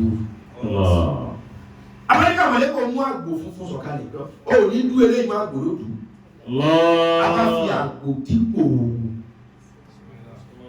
Ismaila ọlọ́run bí ọ̀ká dùn wa bí ọdún lé abádé àwọn àkọ́bí dúdú ń wú ni ogolúwa ní àwọn ègbò àwọn ayé ègbò wọ́n jẹ lára lóra yìí tí ẹ̀kọ́ wípé àkọ́bí ọmọ làbá máa dúkú fi ṣe léyà ọlọ́fà gbòrọ́pò wọ́n tó á lówó ọ̀rọ̀ àgbò ọdún ìwọ́n tó ẹgbẹ́ ọ̀kan lọ wọ́n dúnwó wọ́n máa wọ́n ọlọ́run bá sàánú wa wọ́n bá fà gbòrọ́pò ó tó á lówó ọ̀kà náà pàgbò kan ẹwọ́ àwọn tó ti pa láàrọ̀ jẹ́ lọ́dọ̀ ṣùgbọ́n ọ̀dà wọn dúpẹ́ ọlọ́run ò sí bí wọ́n ti fi àgbòrọ́pò Ismaila èyí náà ló tún di wípé bá ti sọ̀kò àṣetánì ní Jamra láti sọ̀kò tá a bá ti sọ̀kò àṣetánì ní Jamra ní ó fi di wípé tá a bá sọ̀kalẹ̀ Àràfá á pẹ̀ràn àmọ̀dọ́ sọ̀kò ẹran tó yẹ ká máa pa ẹ̀yìn gédégédé yẹn láfi ń pẹ̀ràn líyà inú tó tún jẹ́ àmì náà nù fi àyà tó ń bẹ̀yẹ̀nà tó mọ̀kọ́ ọmọ Ibrahim. Nígbà táwọn Ibrahim wá sí bẹ́ẹ̀ ta fún lágbo òkun àtọmọ rẹ̀ lọ pẹ̀lú ìdùnnú lẹ́yìn yẹn la wá ṣẹ̀ ní Ibrahim iṣẹ́ wa ń bẹ tó ṣe. bọ́ ọmọkánú ìkábàtì ìbẹ́tì ilẹ̀ àrọ́ mi. àwa ṣẹ̀ṣẹ̀ ṣe kí ni. bọ́ ọmọkánú ìkábàtì ìbẹ́tì ilẹ̀ àrọ́ mi. èmi ọlọ́run wá ṣẹ̀ṣẹ̀ fi ilé mi mo ṣẹ̀ṣẹ̀ júwe ààyè ibi tí Káàbà wà lẹ́yìn tá a kọ́kọ́ dán wò tó pass ewu àdánwò tó bá lè Ibrahim. As-salatu was-salam. lẹ́yìn tá a dán wò tó pass yẹ àwa ṣẹ̀ṣẹ̀ dá. Makanu ìkábàtì ìbẹ́tì ilẹ̀ àrọ́ mi. àwa ṣẹ̀ṣẹ̀ sọ fún Ibrahim wípé àwa ṣẹ̀ṣẹ̀ fojú foundation Káàbà a ṣẹ̀ṣẹ̀ júwe rẹ̀ fún. وإذ جعلنا البيت مثابة للناس وأمنا واتخذوا من مقام إبراهيم مصلى وعهدنا إلى إبراهيم وإسماعيل أن طهرا بيتي للطائفين والعاكفين والركع السجود. وإذ بوأنا لإبراهيم مكان البيت ألا تشرك بي شيئا وطهر بيتي للطائفين والقائمين وركع السجود. وقم الله. يا من سورة الحج. سورة الحج يوم الواجري. وإذ بوأنا لإبراهيم وإذ بوأنا لإبراهيم مكان البيت ألا تشرك بي شيئا وطهر بيتي للطائفين والقائمين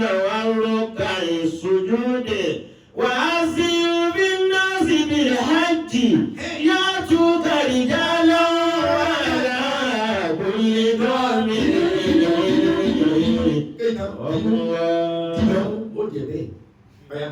ثم كانوا الكعبة البيت الحرام abájúwe ojú foundation Kaaba fún Ibrahim. وأصبح مكانه تل أحمر àní zobẹ iṣẹ́ bẹ tó sì mọ àwọn. وأوحى الله إلى إبراهيم a bá fi agbé revelation dé fún ابن لي بيتا هنا وذهب إسماعيل إلى إسماعيل وذهب إبراهيم إلى ẹbí إسماعيل. ọlọ́run wá pàṣẹ pé Ibrahim ọ̀yà kọ́ ilé mi sẹ́pẹ́lẹ́ òun bẹ́ẹ̀ kíkọ́ agbélé lọ lókun foundation ọ̀yà mọ́lẹ́ òpadà. mo wá ṣẹ̀ṣẹ̀ pàṣẹ fún pé iṣẹ́ tí mo fẹ́ ṣe gan ni pé ilé mi tí mo gbé lọ mo fẹ́ tún kọ́ mo fẹ́ kọ́ lọ́wọ́ rẹ nú tó o bá kó àwọn rẹ wá láti jọ àtìyàwó iṣẹ́ yìí ò ní wá sórí tiẹ̀. ìyàwó tó padà ní kí ó lé ọmọ àti kankan lọ nísìnyí mélòó nípa tiẹ̀. iṣẹ́ ọlọ́run àwa mọ̀ ìdí. ọlọ́run ni ọkọ̀ lè mi. وذهب إبراهيم إلى إسماعيل وقال àlébùrẹ́ wọn bá lọ bọ́ ọmọ ẹ̀ jíjẹ́ Ismail àwọn sọ fún mi. إن الله عهدنا إلينا أن نطهر بيته للطائفين والعاكفين والركع السجود. ọlọ́run wá fi hàn mí pé káwọn kọ́ lé o káwọn yóò lè máa yí ipò bẹ̀. وذهبنا إلى مكان البيت àwa lọ bí ilé o sọ àwọn ìdá àmọ́ káàdì bẹ́ẹ̀ àwa ṣẹ̀ṣẹ̀ fi foundation bẹ̀ náà pé òun ni ọ̀yà máa kọ́. وروها يبنيان ويبتهلان إلى الله ويقولان ربنا تقبل منا إنك أنت السميع العليم. kọ́bíríkìlà ó wà tó bẹ́ẹ̀ wọ́n ń bu yẹ̀bẹ̀ wọ́n bá mọ Kaaba o Kaaba هذا اليوم ليس لها السقف ليس لها سقف السقف يعني rúfù sí ń bẹ̀ jọ̀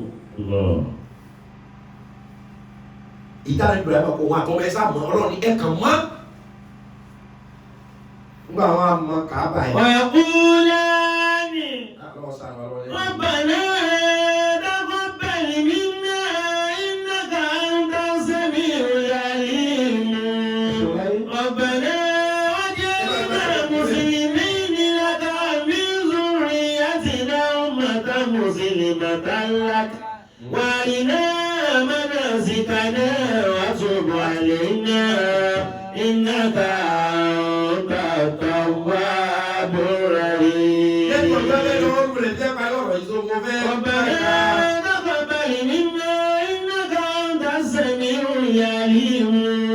ربنا واجعلنا مسلمين لك ومن ذريتنا أمة مسلمة لك وأرنا مناسكنا وتب علينا إنك أنت التواب الرحيم. àtún nẹ́tíwọ̀kì mi gbé wọlé nísìnyí Ọlọ́run jẹ́ kó fún wa láǹfààní.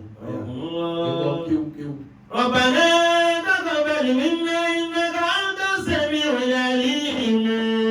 ربنا واجعلنا مسلمين لك ومن ذريتنا أمة مسلمة لك وأرنا مناسكنا وتب علينا إنك أنت التواب الرحيم. alábìrẹ́ wà fún ẹ wá kọ́ Kaaba tán.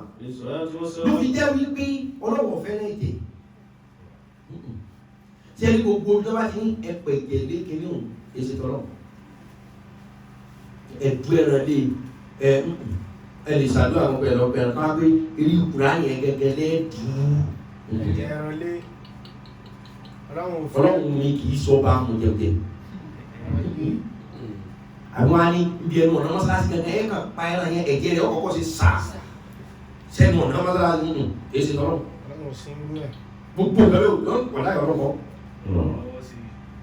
torí gbogbo tó bá ní ṣe pẹ̀lú ẹ̀jẹ̀ ní mọ́sálásí Ọlọ́run fẹ́ ohun tó bá ní ṣe pẹ̀lú ìjà ní mọ́sálásí Ọlọ́run fẹ́ ohun tó bá ní ṣe pẹ̀lú jàgídíjà ní mọ́sálásí Ọlọ́run fẹ́ kódà Ọlọ́run sọ fún wa ní Suratul Baqara verse 190. وقاتلوا في سبيل الله الذين يقاتلونكم ولا تعتدوا إن الله لا يحب المعتدين. Ọlọ́run ní gbogbo ẹtí máa ń pa yín torí pé ẹsẹ̀ sì ó yẹ kó àbàdà tó bá àwọn yẹn ń pa yín sàbí wọ́n lé kó lé wọ́n ń ṣèkà fún yín torí pé ẹsẹ̀ sì Ọlọ́run ní tó bá ti ní lára jù ẹ̀yin náà sì ti padà wọ́n látàtà ẹ̀ wá gbọ́dọ̀ ṣàṣejù. الله لا يحب المعتدين. báyìí tí kan ní wọ́n gba yín ẹ̀ gbọ́dọ̀ gbá méjì bẹ́ẹ̀ bá ti lè ní sùúrù ẹ̀ gbá kan padà. torí ni Ọlọ́run ò fẹ́ kéèyàn ṣàṣeyọrí. واقتلوهم حيث ثقفتموهم. Ọlọ́run ní tí wọ́n bá kọjú ìjà da onígbàgbọ́ ìwọ onígbàgbọ́ tí wọ́n bá pa ìwọ náà pa wọ́n. وأخرجوهم من حيث أخرجوكم واقتلوهم حيث ثقفتموهم. Ọlọ́run ní gbogbo onígbàgbọ́ àwọn tó ń bá ń pa yín tán tí ń pa yín wọ́n ti pa mẹ́wàá wọ́n bí subhanallah wọ́n pa 15 subhanallah 20 wọ́n ti sọ àwọn náà ẹ̀yin tí wọ́n bá ń pa torí bẹ́ẹ̀ sì ní tí wọ́n sì ń pa yín torí bẹ́ẹ̀ tọ́jú wọn Ọlọ́run ẹ̀yin náà ẹ fèsì wọn. وأخرجوهم من حيث أخرجوكم. wọ́n wá lé ipò lé wọ́n lé ipò lù wọ́n gbalẹ̀ ẹ̀yin torí bẹ́ẹ̀ sẹ́sìn Ọlọ́run ní ẹ̀yin náà lé wọn kó ń bẹ̀ padà. والفتنة أشد من القتل. torí pé ìdààmú ju kẹ́ ẹ pààyàn lọ. ولا تقاتلوهم عند المسجد الحرام. Ọlọ́run ní ṣùgbọ́n bó tilẹ̀ wù kí ìjà ó le tó bó tilẹ̀ wù kí pọ́blẹ́mù ọmọ ṣẹlẹ̀ tó bó tilẹ̀ wù kí ogun àbíbínú wà lára yín tó. ولا تقاتلوهم عند المسجد الحرام. ẹ gbọ́dọ̀ tẹ̀jẹ̀ sílẹ̀ mọ́sálásí. ẹ gbọ́dọ̀ bá ní pé a para wa ní mọ́sálásí. olóòótọ́ ogun ṣẹlẹ̀ bá èèyàn bá yín jà nísìnyí ọ̀tá yín ọba sáwọ mọ́sálásí ọ̀dà ilé mi nù ilé ìgbàlà ní ilé mi ṣùgbọ́n bá gbé bẹ̀lẹ̀ wa lẹ́yìn náà sáwọ̀ tó wá pa yín ẹ̀hẹ́ lè rí tálẹ́tì ṣùgbọ́n ní mọ́sálásí kẹsọ́ ní ilé ìjà ọlọ́run káì àní Ibrahim gan ọ̀pá kò fẹ́ pa Ismaila sí mọ́sálásí Káàbà ẹ̀yìn ó di ni mo lọ ọlọ́run tó bá ní ṣe bí ẹ̀jẹ̀ kìí wá látọ̀dọ̀ ọlọ́run ilé ọlọ́run kìí ṣe ilé ẹ̀jẹ̀ house of God ilé ọlọ́run kìí ṣe ilé ìbínú kìí ṣe ilé ìjà alátẹ̀lé ó máa lákàbà mọ́sálásí ilé ọlọ́run ni ẹ̀wọ́n sì ń kàmí ìyàtọ̀ sí ẹ̀kọ́ lọ àní Ibrahim àti ọmọ rẹ̀ wá kọ́ mọ́sálásí wọn kọ́ Káàbà wọn á tẹ̀ wọ́n. تقبل منا إنك أنت السميع العليم. ربنا واجعلنا مسلمين لك ومن ذريتنا أمة مسلمة لك. gbàdúrà pé Ọlọ́run ṣe wá mùsùlùmí méjì délẹ̀ gbà. وأرنا مناسكنا وتب علينا إنك أنت التواب الرحيم. Ọlọ́run ló bá ti máa gbàdúrà ẹ̀dá. ربنا وابعث فيهم رسولا منهم يتلو عليهم آياتك ويعلمهم الكتاب والحكمة ويزكيهم إنك أنت العزيز الحكيم.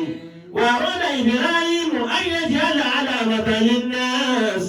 ẹ jẹ́ sáré fìdí ẹ̀ múlẹ̀ báyìí wọ́n nígbà tá Ibrahim kó Káàbà tá àtọ́mọ́ ẹ̀ ọwọ́ àwù Abraham kó fi àpẹẹrẹ kan sára Káàbà. يبدأون الطواف منها. يبدأون الطواف منها pípọ̀ Ọlọ́run ní kó wọ́n kọ́lé yìí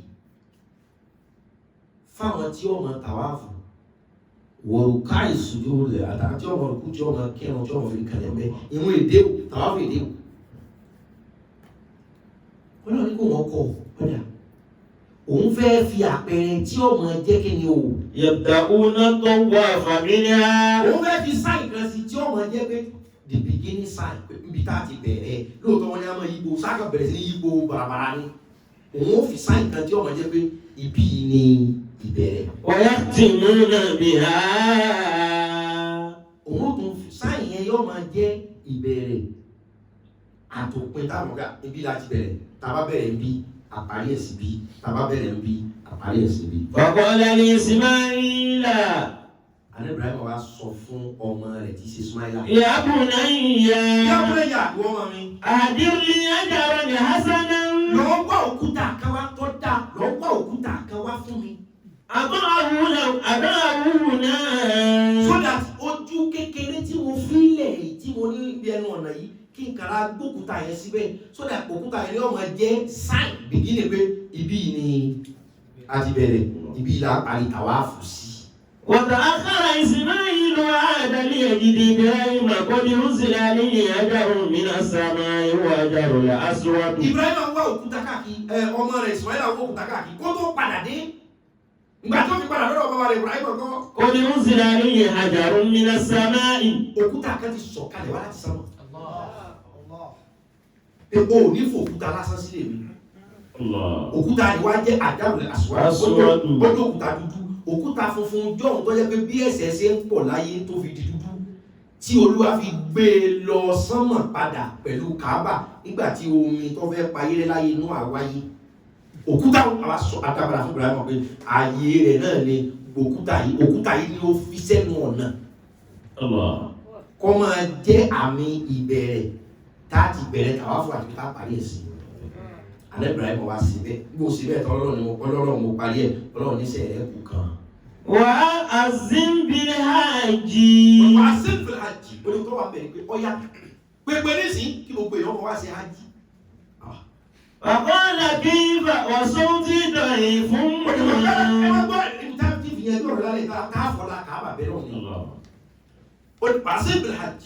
pépé nísìn pé káwọn èèyàn ọmọ wá sí hajj torí ẹni ọbẹ̀ ti tàwa fún Káàbà lẹ́ẹ̀mejì gbogbo ẹ̀ṣẹ̀ tọ́sẹ̀ mi Ọlọ́run rí ògbàgbé nínú agbára ti bẹ́ Káàbà wọ́n ẹgbẹ́ pèsè lé Káàbà ìfẹ́ pèsè lé o kódà yìí fọ́rọ̀ gbogbo bá wá sára àwọn èmi ti lọ́mọ́ kàrí láìpẹ́ ìgbà first hajj tí mo gbọ́ lọ 2006 ni mo wà lọ́mọ 15 years I was just 15 years old in 2006 when I first went to Hajj with my mom. She's here. Lọ́dún náà, àwọn èèyàn àkáwà, owó ti ń tán lọ́wọ́ kálukú, ẹnìkan wá gbé gàrí wá. Wọ́n ti ní gàrí wá kò tó láti oúnjẹ lọ. Yàrá wọn wọ́n sì tó bí àwọn mẹ́fà yàrá. Ẹnìkan wá ní ẹja lọ tàwa fòtí ẹ̀ka wá dé ká mọ́ mú gàrí o. Nǹkan bá ní gàrí o. Ó ní bá mú mi gàrí. Àti òní fọ̀rọ̀ kékeré. Àti òní fọ̀rọ̀ kúkú ṣe eré ní kẹrìmákà. Ó ní bá mú mi gàrí ló wíwá. Àbálọ̀ káwá fún. Níbi àti ọ̀tá wà fún ní ẹni tí wọ́n lò ní mú bí gàrí bá sọ̀rọ̀. Àwọn àgbà títí àfilọ́rí. Ọjọ́ kìíní àrí. Ọjọ́ kìíní àrí. Ọjọ́ márùn-ún ọ̀dáṣì kò dé fà. Kọ̀mọ̀nálé ní wọ́n á sọ mọ́sálásí. Kò tiẹ̀ tó wá rẹ̀ nìkan tí ó tó mú dé. Àwọn àti tí wọ́n rí. Kò sì ra fóònù Saudi. Nígbà tá a sáré fi paraku àwọn gàrí ọjọ́ kìíní. Àwọn gàrí ọjọ́ kìíní. Ọjọ́ karùn-ún gbà gàrí tán. Àlọ́ fọ́ agolo gàrí nù ló bá dé ní làágò bọ́ lórí wọn ẹnìkan ló lẹ́sẹ̀ ró mú délé ẹ̀dá pẹ̀ bí ń pa òun gàrí dà bá ti mú gàrí lọ́nà lóde yìí. Èyí sì sọ fún jà pé kò ní mu níbi gàrí. Kò sí ọ̀rọ̀ eré bẹ́ẹ̀ kọ̀fáàmù ẹjọ́ bá lọ tí wọn ò ṣe tiẹ̀ àkọ́mọ ni. Torí bẹ̀ kú yọ o, n ò ṣe ẹ̀sìn ní kọ́ ọmọ bóyá wọ́n lọ òkú wọlé ní ìrẹ̀ ọ̀dà lọ. Olúwa ní Abraham, ọ̀yá pé gbogbo èèyàn ní sí pé kọ́ máa bọ̀ lóbi. Wàkọ́lẹ̀ kífà. Àlẹ́ Ibrahim ní báwo ni mo ṣe lè pèpè? Wọ́n ti dọ̀yìn fún. Wọ́n ti dọ̀yìn ohun mi lẹ̀. Báwo máa ṣe sọ pé gbogbo èèyàn máa bọ̀ wá ní ájì? Ọ̀tún ayé ò sí ayé, ẹ̀yìn òkè ilẹ̀ ó wá gbọ́. Kò sí ṣe ohun mi ò lè ju fàlàndà ń bẹ̀rẹ̀ lọ. Wàkọ́lá. Ọlọ́ni wa Abraham dúró bẹ̀rù. Àlékalẹ̀ àzá. Àlékalẹ̀ àzá tí ìwọ kan pèpè pé gbogbo èèyàn máa bọ̀ wá Mákà o, ẹ wá jọ́sí ẹ wá tà wá fò. Ìwọ kan wí bẹ́ẹ̀. Wà lẹ́yìn ìgbàlá. Wà lẹ́yìn ìgbàlá àbò. Ìpè tó pè ó bí ó ṣe dé tí ìgbọ́ gbogbo ẹ̀dá mi. Wà lẹ́yìn ìgbàlá àbò. Ìpè tí wà Abraham pè iṣẹ́. وعلي البلاغ كده وعلي البلاغ فقل يا أيها الناس كتب عليكم الحج. Ọlọ́run ní wọ Ibrahim pé kí gbogbo èèyàn máa bọ̀ wá Mákà kí wọ́n máa tà wá fún léyìí. وعلي البلاغ tí ẹni kó pèpè tèmi kí n fàṣẹ sí. فقل Ọ̀dà sọ pé. يا أيها الناس. يا أيها الناس gbogbo èèyàn máa bọ̀. كتب عليكم الحج.